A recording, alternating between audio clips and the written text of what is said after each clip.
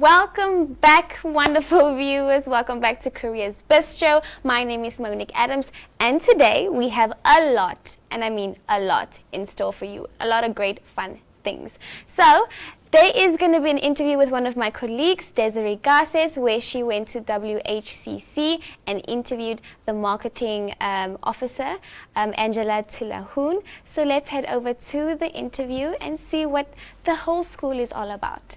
Enjoy.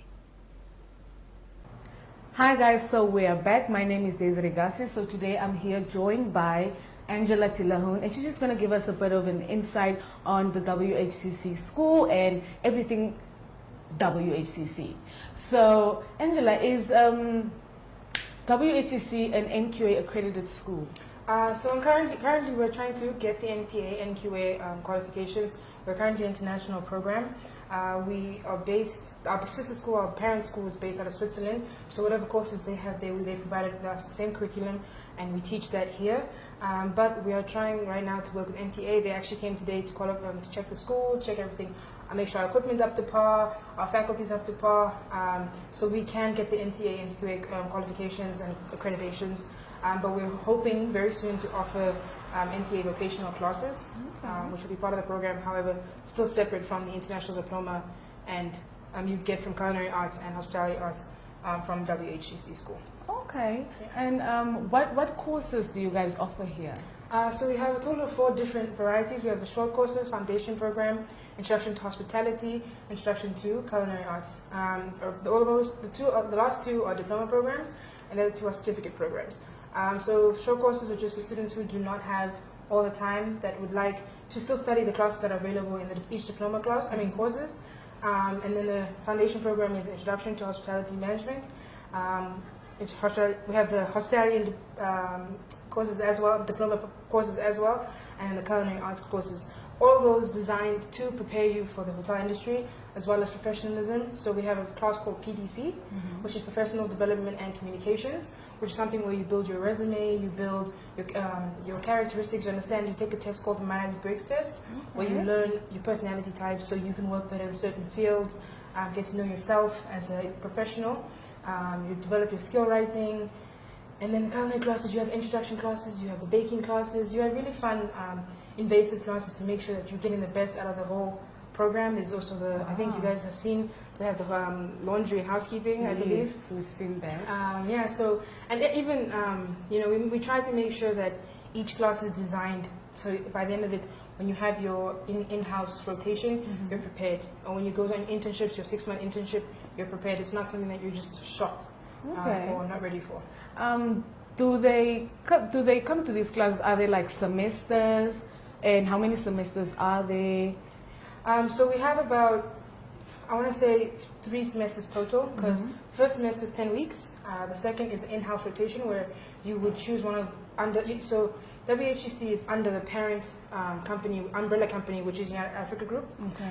So United Africa Group has a hotel branch, which is Protea Hotels Marriott, as well as Hilton, as well as this hotel, Thuringerhof, where the school is located, and then another school, hotel in Ondangwa. So you can choose which hotel you prefer to work at in that moment. Okay. And do this. I believe it's also a 10-week program where the students work there, and they don't just stay in one department; they work in different departments. And then they come back, they do another 10 weeks of courses, and then once they've completed that, then they go on their 6 months internship.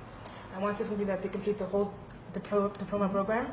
And then they have the option, because it's just a diploma program, and you have the option that if you want to get your bachelor's, you can apply with our BHMS, the big parent school, and go to Switzerland, Nigeria, and other locations like that. So there are options, yeah.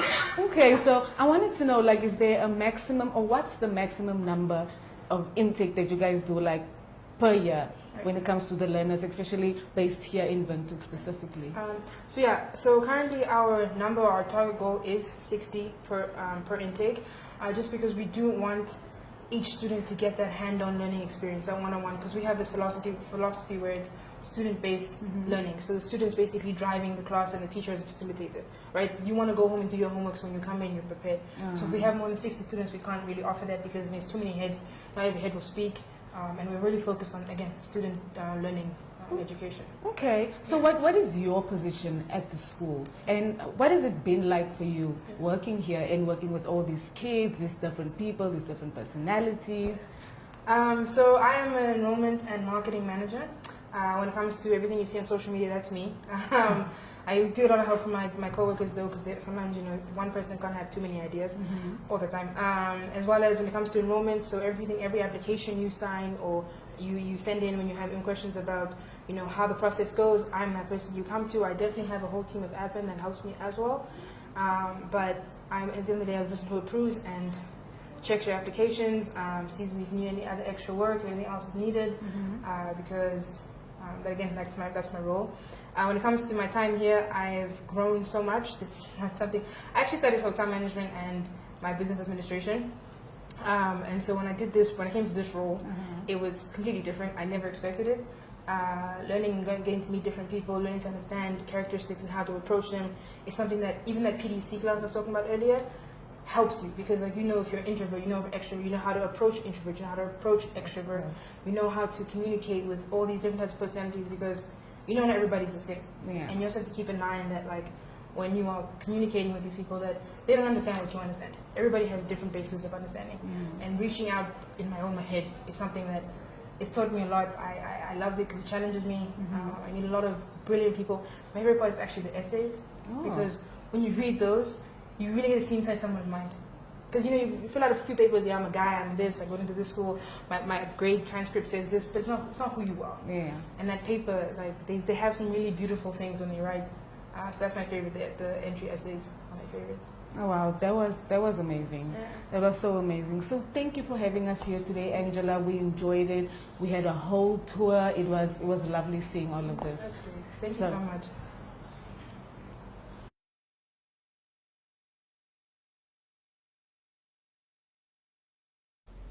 Wow, I must say I really, really enjoyed that interview. I learned a lot about the W.H.C.C school, and I'm sure to, pop in and see how it is, in real life, in person. Desiree, you did such a great job. Now we head over to Deloitte Namibia, where we interview Alma Ashipala, who is a senior assistant. So keep on watching and enjoy. So we have Alma Ashipala all the way from Deloitte Namibia. She is a senior assistant. Well, Alma, thank you for joining us in studio. Thanks for having me, Monique. I appreciate it. I'm really glad you're here. Well, can you just tell our careers viewers more about your background, educational background, where you grew up, where you went to school, etc.? Okay. So I was born and raised in Walvish Bay. Okay. I attended my primary school at Narrenville, therefore in the Dunes. And then I went to Swakopmund Secondary to complete my high school. Okay. So you can tell that I actually grew up in a very small town. Yes. Very small, meaning that everyone knew each other, was filled with love and a lot of stories, eh? It's always the case in small towns. So you're a coastal girl. Yeah, I am a coastal girl. Proudly, a proud one. So your tertiary education? Sorry? Your tertiary education? Oh, okay. So I did my undergrad in accounting at UNAM. And then after that, after completing, I worked for 2 years actually. Oh. So yeah, no, I worked and then I realized okay, no, I can actually do better. So while I was working, I was saving up to go to my postgrad now at UJ, University of Johannesburg. Okay. Yeah. So how was it like being a student in Johannesburg, and you're a Namibian citizen? So you just tell us a bit so we can live through you. Everyone was actually telling me, no, don't go to Johannesburg, it's so dangerous, and all this and all that, and you might not come back. Even my mother was afraid, because when people talk, they tend to believe everything they tell you. But I must say, it's like a mini window, okay? Yeah. It's not that bad.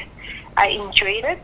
I loved the culture there. The people are amazing. Yes. The lecturers are out of this world. If I could, I would go back to Joburg. It was beautiful. So you would say every moment of it.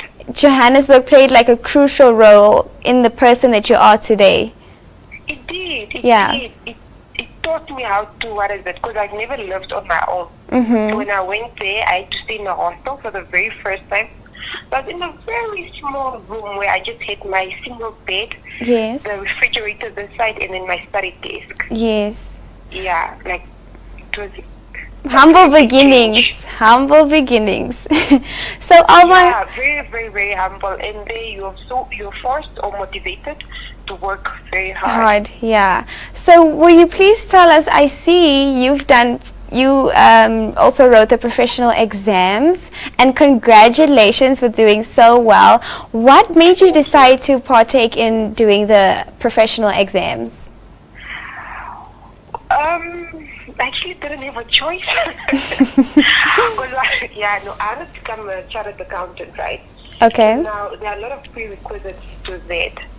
You have to do your postgrad, you need to do articles, and while doing articles, you need to write the professional exams. Yes. So I had to write the very first one, which I did so well in, and then I'll have to do the second board exams this year. Oh.